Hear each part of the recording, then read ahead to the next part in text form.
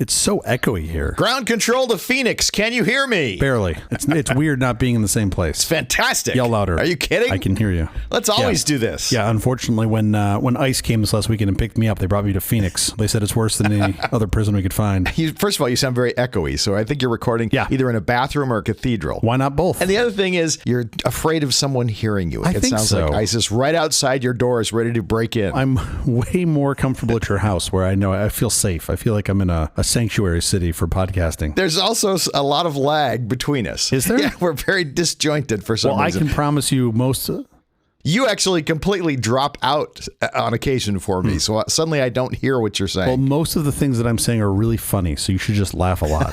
That's what I'll do. That's what you should be. Shall we begin these festivities? We might as well, right? I feel like we should try. This is going to be a new thing for us for this season. Normally, you would hit this button, but I will hit this button and we will begin. Who's going to direct us? There's no floor director. 2 locations. We'd have to have 2 floor directors, and that would make no sense. They couldn't coordinate with each other. But I'm going to hit this. You ready? We'll start. I have a lot to talk about today. I'm glad we're doing a long episode. I've got a lot to go through. Fantastic. I only heard about half of that. A lot to unpack. Ready? Here we go. Ready, go.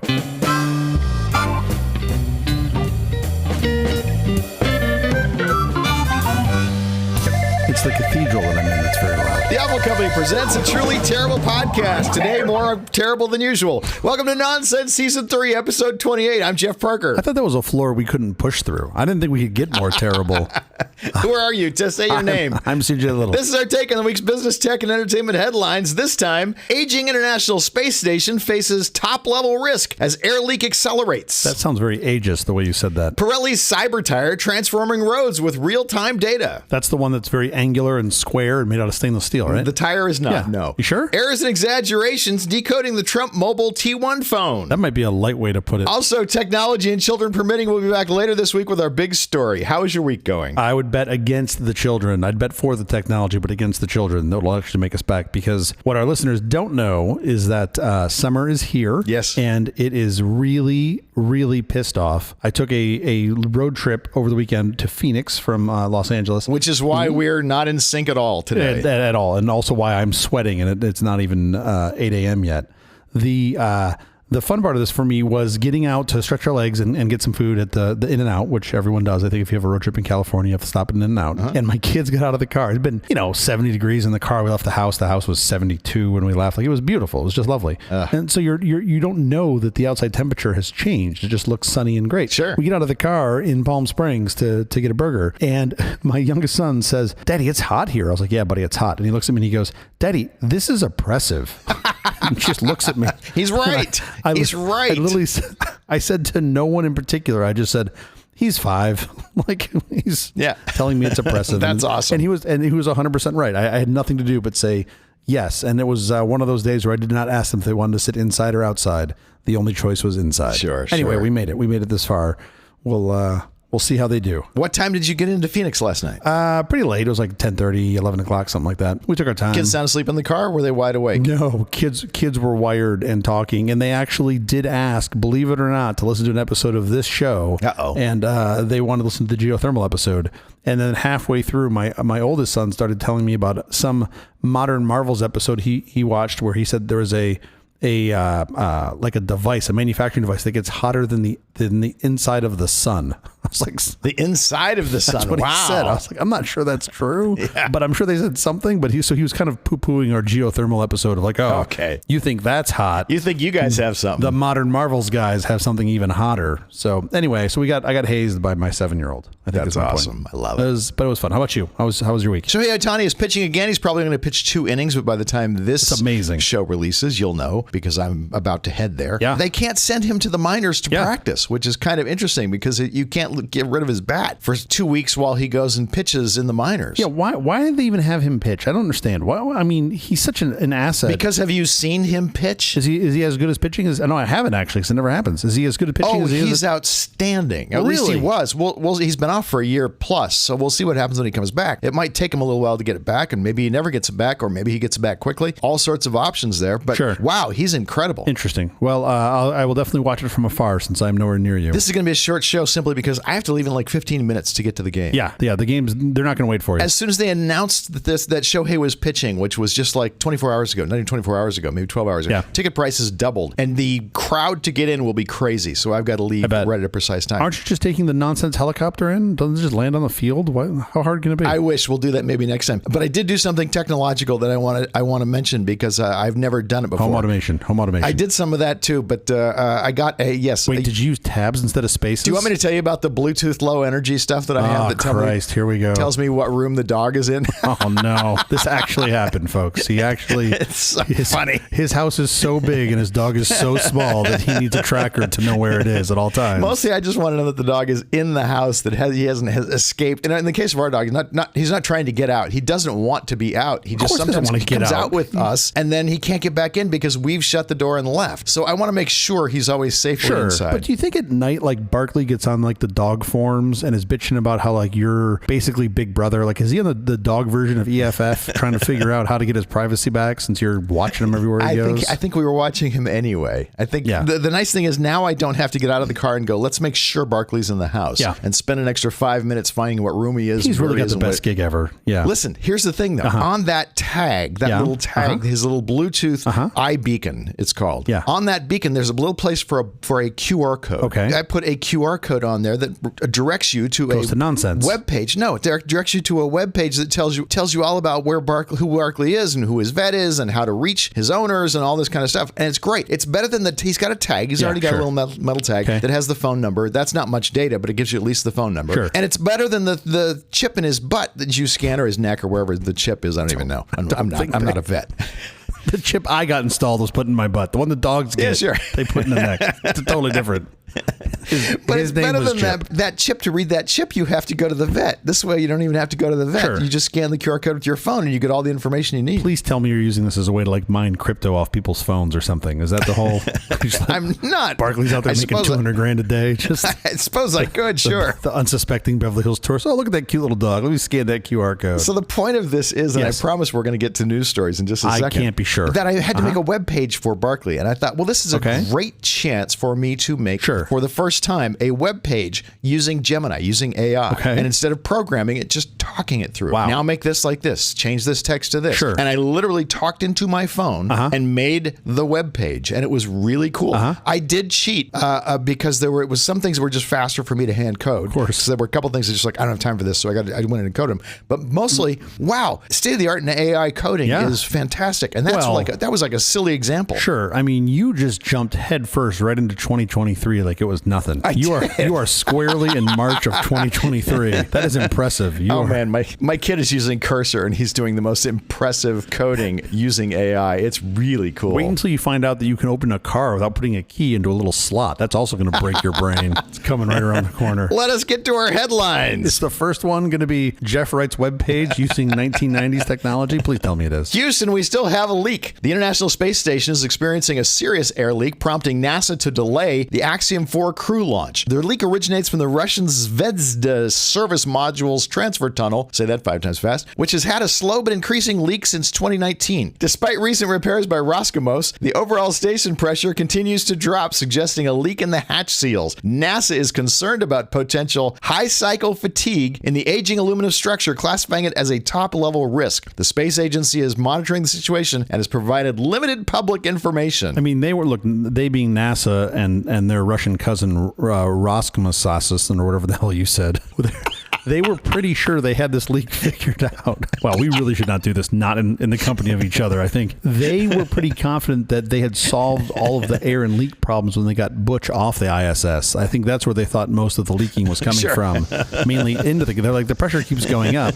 We think from methane. We're not sure. No, this is a really not good scenario. This is I didn't even like reading this article. So basically they had a leak that has been slowly increasing for a number of years. They patched it. I think on the last mission up they sent like 2 cans of Flex Seal and the ghost of Billy Mays up there to do it. I think is what they did. Exactly.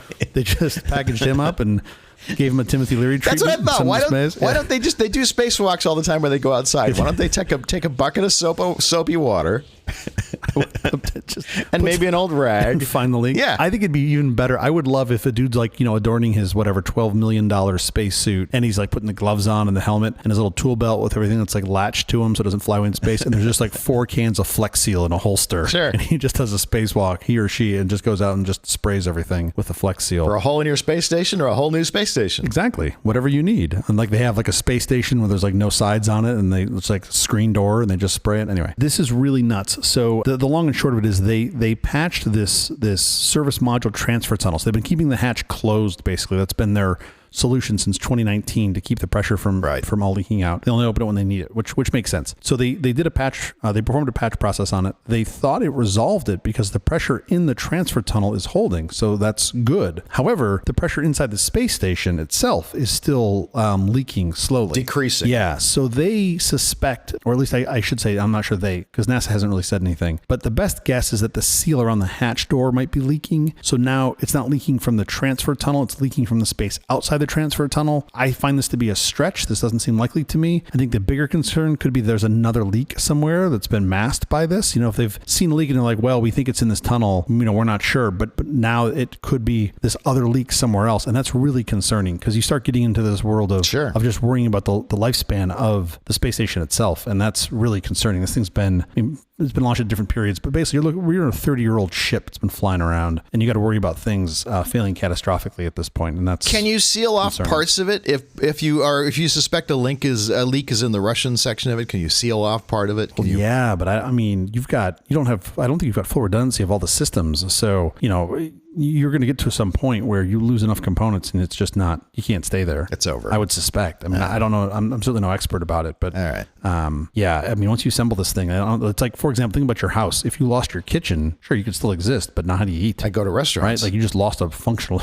I go to restaurants like I go now. Right. What's the problem? You're right. You know what? Where am I losing They should just Uber Eats their food to the space station. That's what they should do. That'll be fine. Like I ordered it 3 times. It's still not here. We're laughing. This is kind of a serious thing. They really do need to get some Flex Seal up there. This really is a problem. I'm sure they're working on this, but I don't know how long this thing is going to last. I would think in the next maybe single-digit number of years, we've got to abandon this thing. Yeah. I don't know. It seems like you've gotten more than we expected. What was the original design? How long was it supposed to last? It was initially intended to operate for 15 years after its first module was launched in 1998. So as you can see, we've gone a little bit past that. Okay. Just a touch. So it leaks. It wasn't going to last forever. Yeah.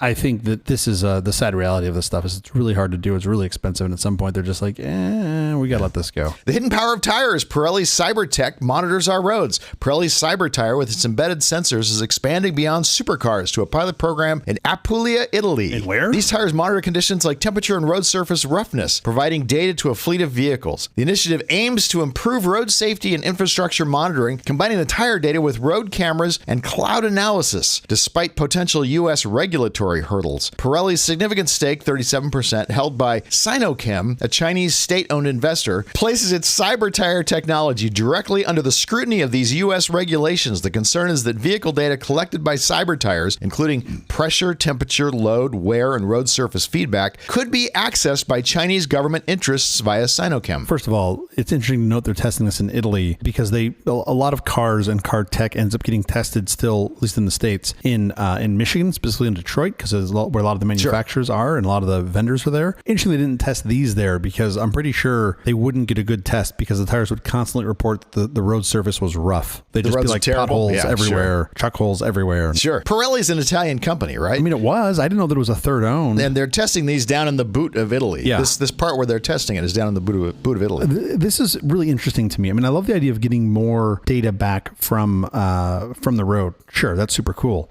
It seems like a lot of what they're at least touting here could be done better and currently without these tires from the vehicle itself, right? Like hydroplaning, you can tell from the vehicle. You don't need to know some magic sensor in the tire, but there are things outside of that seem to make sense, like especially the road roughness and if they can use this to get data back. Yeah, really specific things. They want a lot of detail. But I love the idea. But again, even without the tires, if you could know when you hit a pothole, you certainly do. You see the suspension travel, you feel the vibration. Sure. It'd be really cool to have an automatic reporting system that takes it back, like at least in LA, to what we call 311, right? We have all our city data. You report that there's a pothole or a sinkhole somewhere or a water main breaks or whatever. You can report it on 311. That'd be cool to have that automated and know, you could see statistically, hey, there's a bunch of alerts happening here on Ventura. We're going to go patch that hole. The problem is CJ's out driving somewhere where CJ's not supposed to be driving. There's a privacy issue. Yeah, or you just want to go mine this data and just be like, oh, I wonder who went to this place. Oh, there's some people that are holding up signs on the street corner. I'd like to know who was there. Exactly. Right? So that stuff's all really interesting. So I kind of look at this tech and I go, well, is there a way that you could anonymize it? Yeah. Is there like a body that you can really trust to do that? No. I mean, that's part of the problem. So, and even if anybody had it, like I fear the Doge-esque takeover of one of those places. So even if the EFF, right? I'm more concerned, more than concerned than about China. I'd be concerned about the U.S. having that data. Well, I mean, yes and no. I still think you have the what's left of our regulatory arm to oversee it. You hope that comes back. Once it goes into Sinochem land, it's gone forever, right? There's no ability to claw that back or even pretend to have some oversight over it. So I do think they're different. I think they're both bad problems, but I just don't think you'd see adoption of this here. I think you'd have, at least I hope, you'd have the FTC and you've had the EFF suing the shit out of folks trying to do this, saying, hey, you can't force people into doing this. What about putting it on rental cars? Because you could put it in the agreement when you rent the car from so-and-so that you are agreeing we're going to track your data, your road tire. We talked about this a number of years ago on the show here, where there were folks that I think the deal was they like bought a car from a dealership. They got some discount on it or something, but in return for that, they were giving up their tracking data to their insurer. Mm-hmm. And that's how the insurer would know that they were traveling at a high rate of speed or going these places, how many miles they were driving. So that was built into the purchase agreement. And I don't know if people could opt out or they just missed it, but it seems like that's already sort of happening. I would hate to see it if you can't rent a car, if there's no option to opt out of it. That seems suboptimal to me. And it's still the same problem. If I go rent a car, you can still tie it back to me. You can still ask budget who rented the car and know that it was me. I'm not sure that it's even possible. If you have this technology built in, I think you're going to get a lot of companies who say they turned it off or they say they didn't collect the data and they're still collecting the data. Well, now might be a good time to talk about my new product launch, which are these full car entire Faraday bags. So it's like a cage, a Faraday cage. It's just a bag that you put over the tire. You put a whole bag over the car. Sure. The good news is none of the signal gets out. The bad news is /good news. Can't drive anywhere. Your phone won't work. So good luck getting your Googles. It's like the cone of silence. It's the modern day cone of silence, basically. I think this is super interesting. I think it's just interesting to see IoT being deployed at, in this sort of like, no one will ever put a computer inside a tire, and then Pirelli's like, hold my, Moretti, and then they pull it off. So I think that's super interesting. I just don't see it.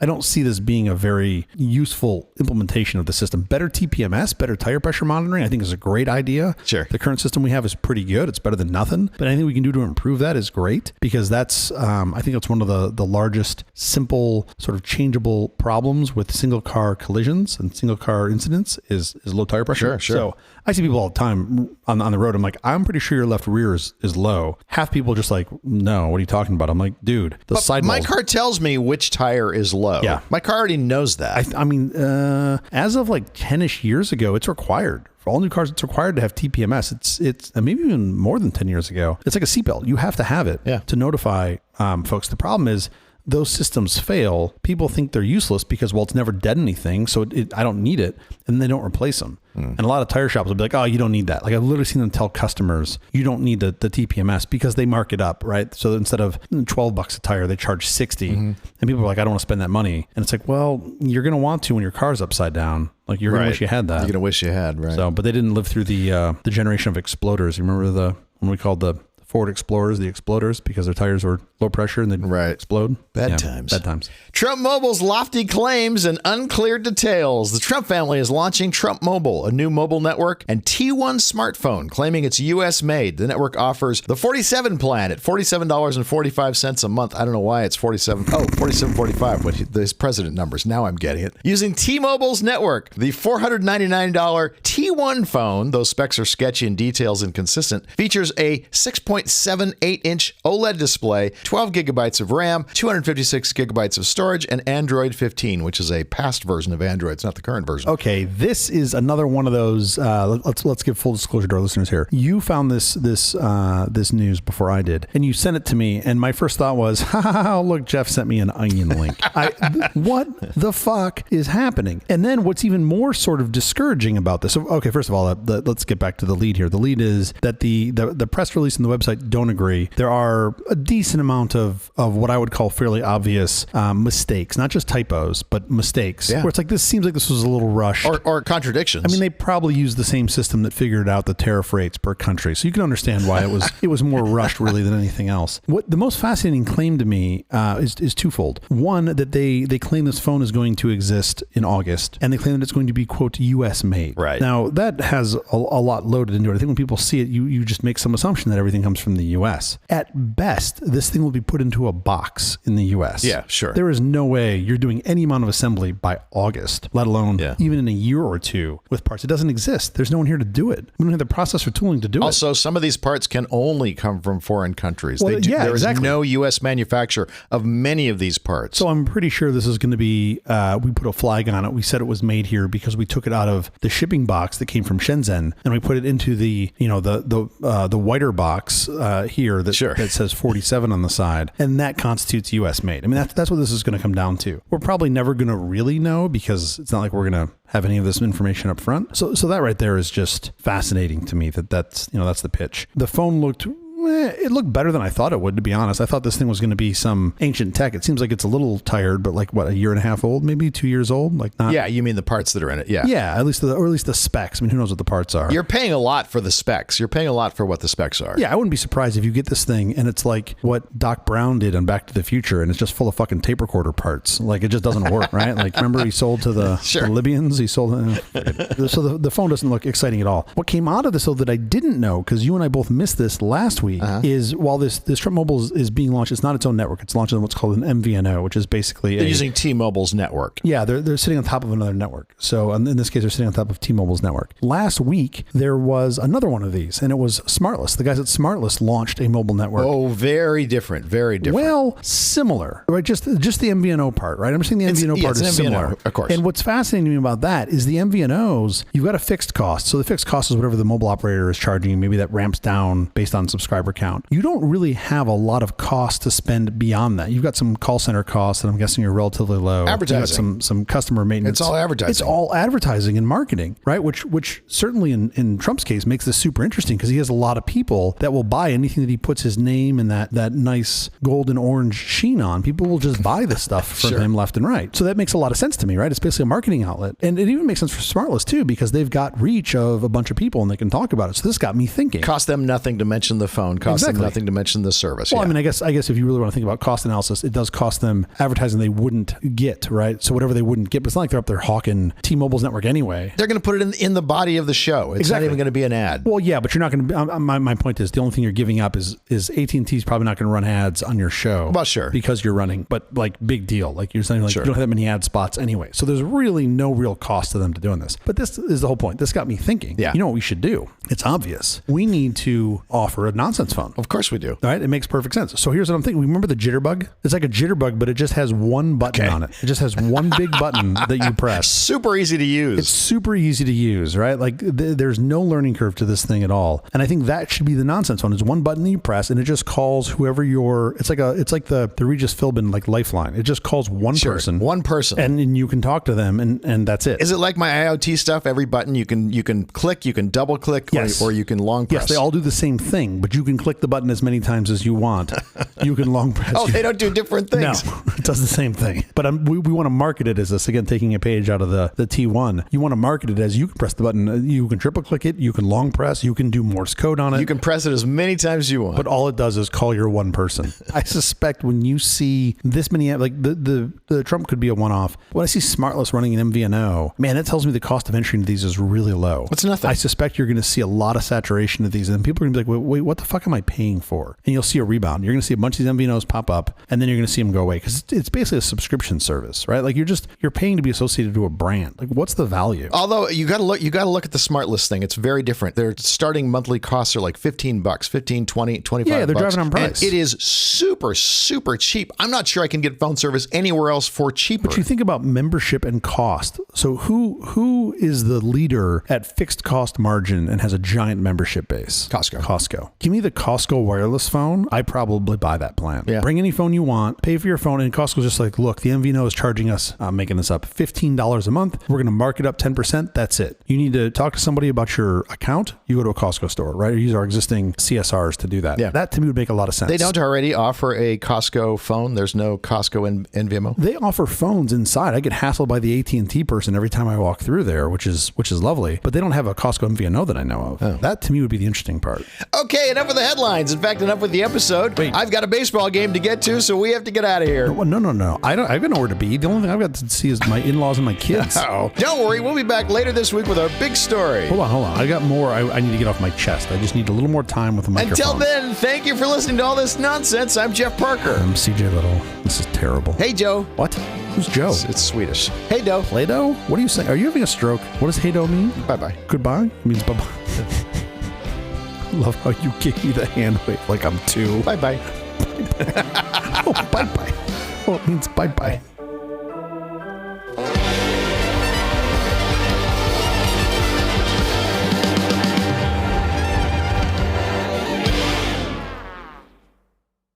Jeff, you know what we need? We need more speed. Yeah? We need the Seville-XTurbo. It's 80% the performance of the AT at 1/3 the cost. Wow. Yeah, I know, right? It has all the regular features of the Seville-XT that you've come to love and runs all IBM software. It has 5 I/O slots, Yeah. an 8088 16-bit microprocessor. Woo. It's willing to accept an 8087 math coprocessor, if you ask it nicely. Willing. And it has built-in serial and parallel ports, both. The Seville-XTurbo can run at 7.37 megahertz compared to the standard IBM 4.77 megahertz. So it's got like a button that you push that makes it turbo. Okay? More faster. It has more faster. It has 64 kilobytes of RAM. It's expandable to 512K on board, and their BIOS includes Park software. No idea what that is, but it's included. Park software? Yeah. Oh, Park's the heads of the hard drives. Oh, yeah, I forgot about that. Yeah. Wow, good on you, by the way, Smithsonian brain. I'm just old. Yeah, but it's this paradox, right? You're old enough to know, but you're also old enough to not remember. Sure. Paradox. So you can get the Seville-XTurbo bare board with BIOS starting at $450. With BIOS. With BIOS. I don't have to buy that separately. You don't have to buy that separately. But if you don't want to build it yourself, you can get the board populated with that 64 kilobytes of memory that I mentioned earlier, fully assembled for $1,350. Fully assembled? Fully assembled. Do you remember the day when that was an option on electronics? You could buy them assembled or not assembled. Of course. And now all these kids just take it for granted that it comes soldered together. The early computers all came not assembled. Yeah. You had to have your own keyboard, and you had to have your own, I'll bring all your own stuff. Yeah, for an extra fee, you could actually have Woz show up with it, and you would put it together in your house. Pretty close, yeah. Pretty awesome. By the way, these prices you're giving us have been adjusted for inflation. Yeah, these are actually inflation-adjusted prices. I like to do that for perspective. So when this was issued, the fully assembled board was $449. So today that'd be $1,350 just for the board. Now, mind you, you can go buy a really nice, MacBook Air for $1,000. Times have changed. It's got a screen and keyboard and no assembly required. Although next time I go to the Mac store, next time I go to the Apple store, I'm going to ask them, what's the unassembled price for this? I'd like to buy it unassembled, please. No, I'm sure you've got it somewhere. Go back and look. Go ask your manager. Can I get a manager, please? I'd like to know the unassembled price for the MacBook Pro. If you so much as crack it open, they're going to come after you Jesus with a warrant. Christ, if you look at it sideways, you get a warrant and it doesn't work. It's the worst of both worlds. You are a master of these things. You figured out the head parking. What year do you think this is from? Last week we talked about the 286 came around in like 87, 88, somewhere in there. So I'm going to guess this is 86. Very, very good guess. 85 is the year this ad was from. Okay. Just before. I missed the whole window of the XT-AT battle. I came online right after that. Count yourself lucky. Yeah, that really sounds like a miserable time is what it sounds like. I actually wrote a lot of software in those days, and I would buy a ton of shareware games and things because there wasn't much commercially available. There was a few things. There was Leisure Suit Larry and the stuff that they were doing at Sierra Games, which was fun, but you'd quickly get tired of that. The guy I bought shareware from, I had written a bunch of stuff and I showed him and he started selling my stuff. So that was one of my first forays into selling that kind of software. Selling software. Yeah. Oh, I love it. That's great. So you were very close. 85 was the year on this. Very cool. Go Dodgers.